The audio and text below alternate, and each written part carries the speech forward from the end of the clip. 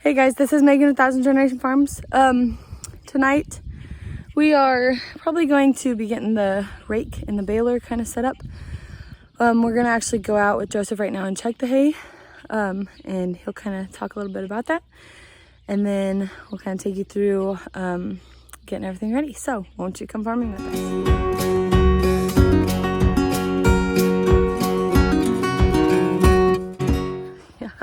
A little wobbly. What are you doing? Oh, check some hay. See how dry it is. Okay. Or how wet it is, or whatever. Okay.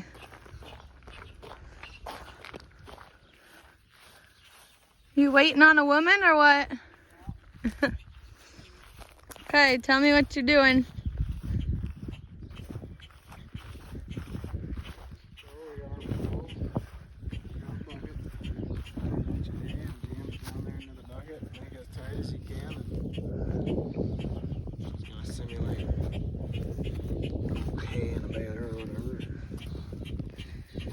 And that probe test. We'll probe it and we'll see how much moisture's in it. And don't step on that. There's a bug on there.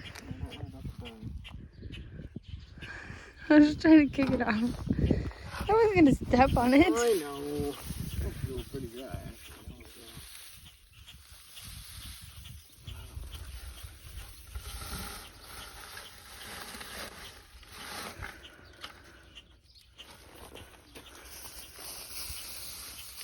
So if you saw my last video, I was kind of talking about alfalfa. How it's nice. It's good to have a lot of those leaves on there. You can see there's a ton of leaves. There's also a ton of leaves on the ground. You kind of want to keep those on hay, but do what you can. Is the first cutting usually the best cutting? No. It gets better As you go. as you grow. The best hay is going to be like third and fourth cutting because you're supposedly there's more leaves and stuff, more leaves and less stems. Okay. Third and fourth. Obviously you're after. I think most of what your animals like to eat are going to be in the leaves. I mean, they'll eat some of the finer stems. So as you get into like third and fourth cutting, your stems will be a lot finer.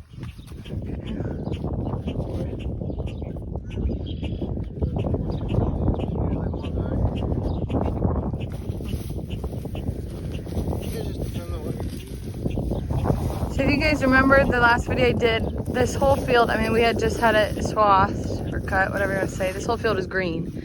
Now, I mean, it's kind of green, but it's like yellow. It has really dried out, and that was 2 days ago, probably 2.5 days ago, or it was 3 days. Not 3 whole days, but I mean, he was here in the afternoon. So. Yeah, so like 2.5 days.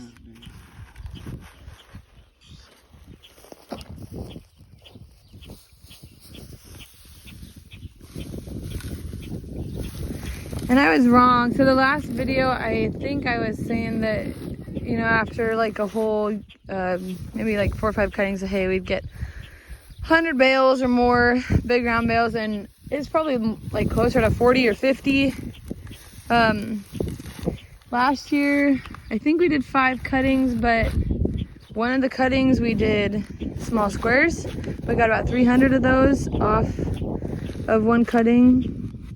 And that's probably the 3rd or 4th cutting, right? 3rd cutting. So,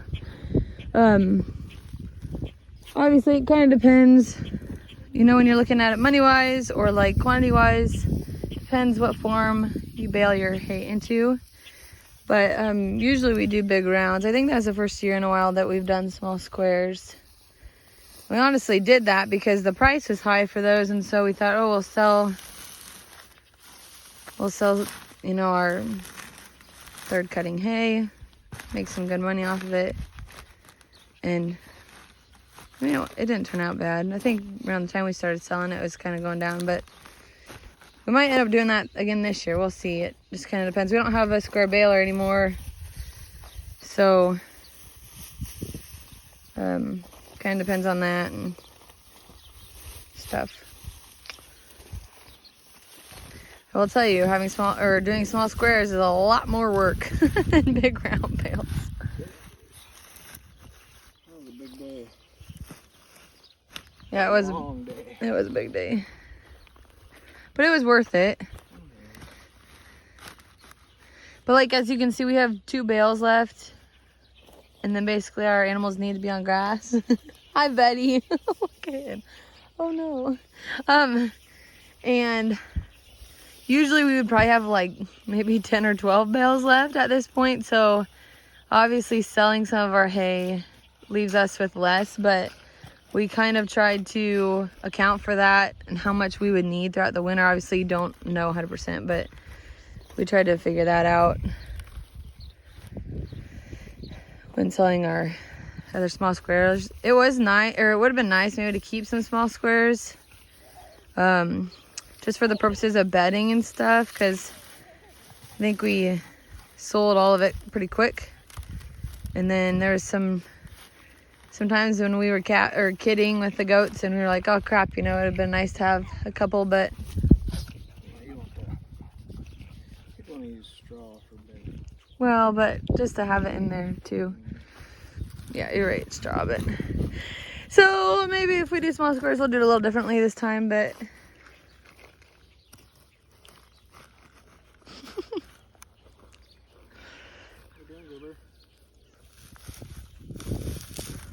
well, maybe we could rake tonight. So like, Yeah, he's gonna have to come out. I'm gonna just kick the crap out of it. oh, so it has some moisture in it.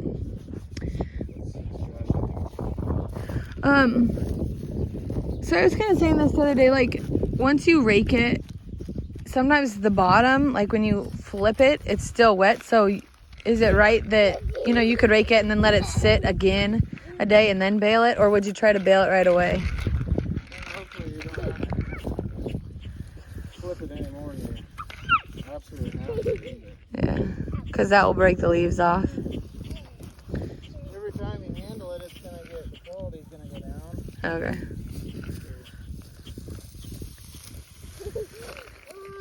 And I don't know if I said this, but you're trying to rake, right? Like if you can do it before 9, 10 o'clock as the dew comes off. Well, the sun's coming up and the dew comes off it or whatever. It's still just a little bit raggy or whatever. That's not rake. okay. And so the reason he's saying that, well, one reason I know of is that when it's a little bit dewier and it's not so dry like it is right now, the leaves stay on better.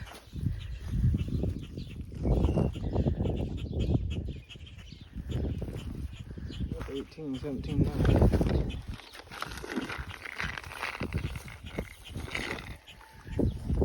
Oh, there's a dry spot, 14, 7. Maybe I shouldn't go that far in. 14, 7. That's pretty dry, actually. Is that kind of where you want it? Yeah, I mean, I was thinking it'd be more around. That's where we want it. Yeah, look good. Good job, buddy. Thanks for your help. Well, cool. So maybe this evening you can rake. I don't know if I got this tight enough.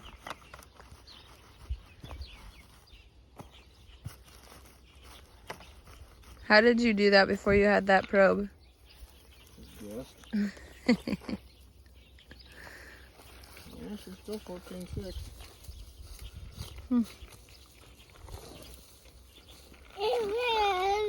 You got some hay for me? Yeah. Thank you. Yeah. Yeah. I mean, you can do the. You take a handful of it and you try and twist it. That's one way of checking. See if it twists off. And it should just break pretty easy because it's so dry. It should twist off. You should be able to grab a group of stems that are probably, I don't know, less than a quarter in diameter and just twist them. Probably right there. Cool. cool. It's kind of surprising. Usually it doesn't. Hey, good sign, I guess. We haven't really had any rain since before you cut it. Hasn't, I'm itchy. I should take an allergy pill for Cheers to allergies. And you guys can also see out there our beans are growing. Oh, corn. That's how aware of things I am, huh? Oh, at least it's growing. It was like that this morning. I don't know. Hi, Fred. Getting your hay?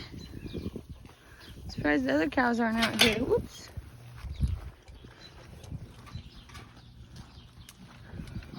Are they in there? No, I don't see them.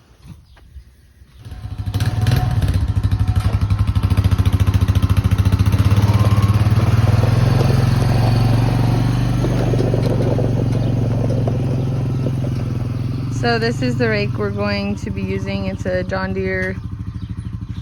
It's 6640. What's the John Deere rake? 6460? 6640? 640. Okay. Anyways, looks like he's gonna hook it up here. And pull it out of the weedy mess.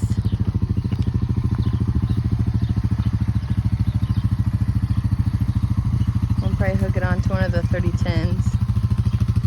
Need to make sure it's greased and the tires are aired up.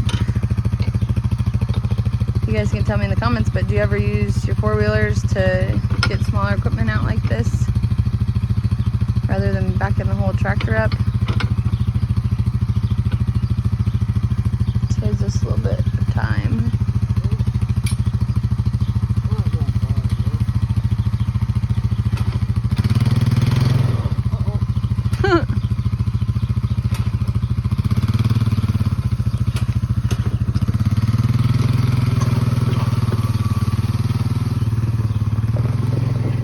Hasn't been used for a while.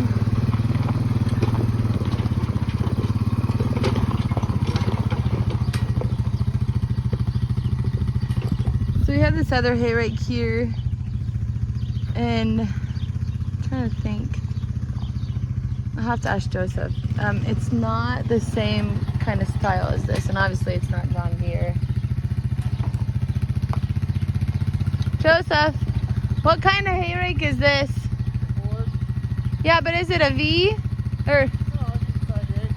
It's a 3-point side rake. 3-point. Okay, so this is a 3-point side rake. It's a Ford. Obviously, I should have known that because it's orange, but we got that from a guy off of Facebook or something a couple years ago, and it probably should have been scrapped, honestly, because there was a lot of issues. Like, a lot of the belts were, like, we got there to look at it and basically buy it there too because it was far away, and it really wasn't in as great shape as we thought it was, and so we had to replace a lot of the belts and stuff. And honestly, you know, the field we wanted that for, we don't hay anymore, so I don't know. I think we should sell it and get something we can use, like a swather or something, but I don't know. You never know when you want it. So what he has there is some WD-40. That's a penetrating oil. Oh, penetrating oil. Lots of teeth. You have extra?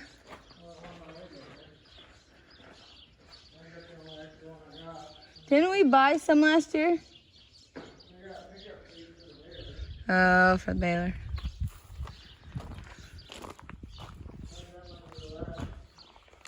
There's one you're missing on the bottom too. Kind of right under it. Nope. So he's talking about right here. Oops.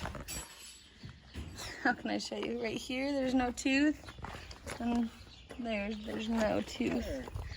Right here. Right there. Maybe. You son of a buck. I don't think I know him around.